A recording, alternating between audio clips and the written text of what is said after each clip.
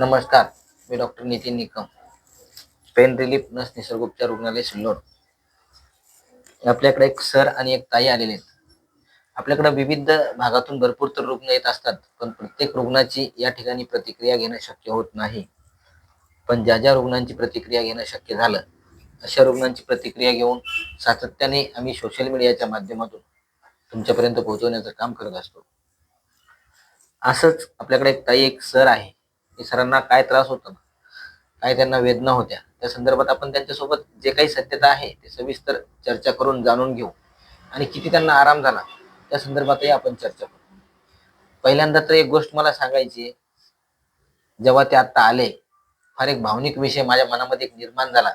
आले तेव्हा त्यांनी माझे पाय धरले, माझ्या पाया पडले. मला फार मन भरून आलं मला पहिल्यांदा तर. पण त्यांची काय त्याबद्दलची प्रतिक्रिया आहे, किती त्यांना आराम झाला, ते आपण त्यांच्यासोबत चर्चा करून समजून घेऊ. नमस्कार. नमस्कार. तुमचं नाव सांगा ना प्लीज. माझं नाव दीपक नन्नवरे.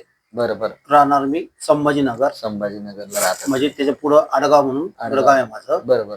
मला इतका खूप त्रास होता सर. मी खूप दवाखाने केले, लाख 2 लाख रुपये लावले असेल. मी ऑपरेशनची माझी तयारी झाली. ऑपरेशनसाठी मी मालिक हॉस्पिटलमध्ये सुद्धा गेलो होतो आणि एम्स हॉस्पिटलमध्ये सुद्धा गेलो होतो. पण काही जण मला म्हणे ऑपरेशन तुम्ही करू नका म्हणे.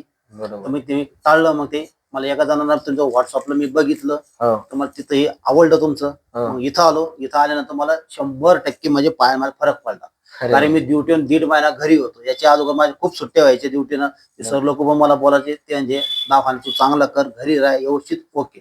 आता मी तुमच्याकडे आल्यापासून मला इतका आनंद झाला की म्हणजे ओके, मी माझी ड्युटी करतो आणि माझा पाय एकदम क्लिअर झाला.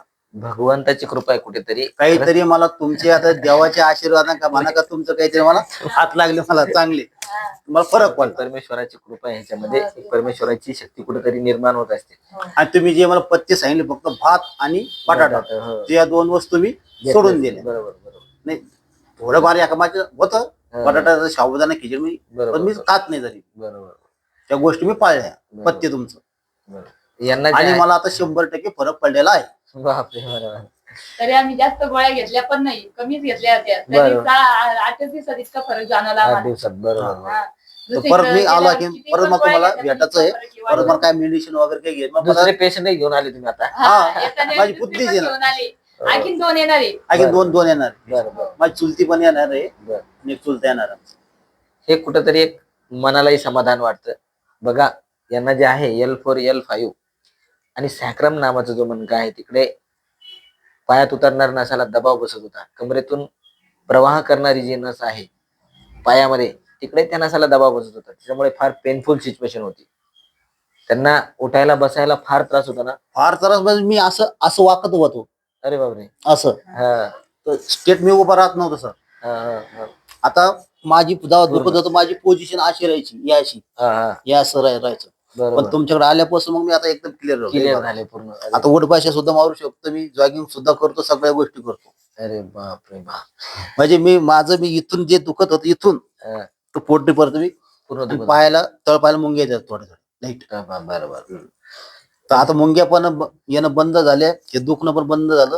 म्हणजे मी एकदम ओके 100% 100% आले. मला तुमचा फरक पडला. तुमचा माझ्या हात गुण कसा असं देवाच्या कृपेनं खरंच फरक पडला.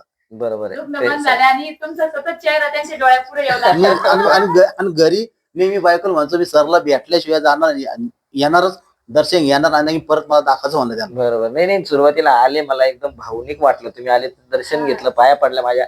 मी इतका मोठा तर नाहीये, पण परमेश्वर नाही मला खूप दवाखाने गेलं. मी इकडे तिकडे हिंडलो, खूप हिंडलो मी. माझी बायको माझ्या सोबत आहे. मग आमचा मोठा पण तो हेडमास्टर आहे, तो पण न्यायचे मला गाडी करून मोठी.